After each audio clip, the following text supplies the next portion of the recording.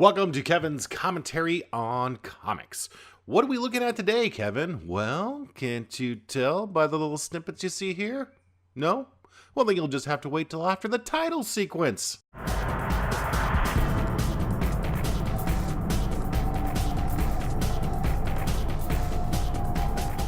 As you may have guessed, especially if you simply read the YouTube title or description, I'm going to show off my first set of Marvel superhero metal miniatures. Now, I found these while I was cleaning out the basement over the weekend. Way back in the day, I loved me to play some Marvel superhero role-playing games, and I picked up these little pewter, or they're probably not pewter, metal figurines to use while I was playing, although, to be honest, I don't think I actually used them in a game. But I fancied myself a bit of a painter and thought it would be fun to paint them, although looking at them now, I kind of wish I didn't. So to start off, we have Spider-Man, Thor, and the Incredible Hulk all fully painted. You know, looking at these, they don't look that bad. Especially since I'm kind of moving the pictures as you're watching them, so you can't really focus in on any of the imperfections. But hey, they were fun to paint, but also a pain to paint. I couldn't imagine trying to do this today with my poor eyesight, and just holding the figures would probably get my slightly arthritic hands hurting. But you can see I did cover both the front and back on these. So next up, we have members of the Fantastic Four, including the Thing and a half-painted Mr. Fantastic and a fully painted Doctor Doom. Now, I was really proud of the paint job I did on the Thing. I actually thought that one turned out okay. It was difficult to get the black in between the rocks on his skin, but not a bad job.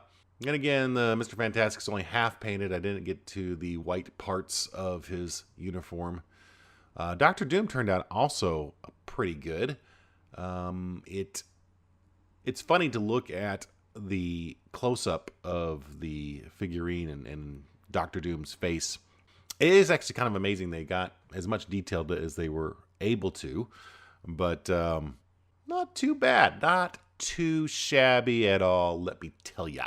So now we have the Scorpion, Captain Marvel, or Photon, or Spectrum, or whatever she's called today, and Captain America with probably the worst paint job of the bunch. I mean, just take a look at that shield. It was terrible.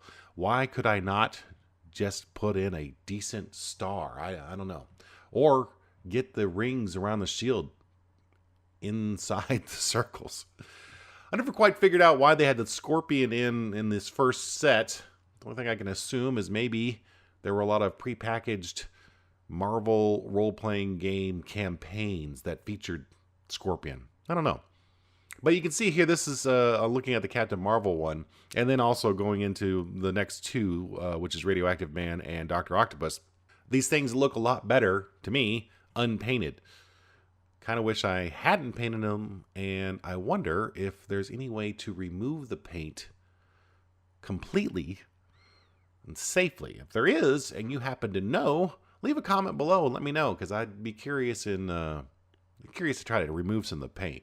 I should also mention that there is the Human Torch in this collection, and I did paint that one as well, but apparently along the line I have lost it. Probably at the bottom of a box somewhere. So at any rate, that's it. I did check on eBay, and this first set is selling anywhere from $19 to $55, although I'm sure these collections that are out on eBay are probably unpainted.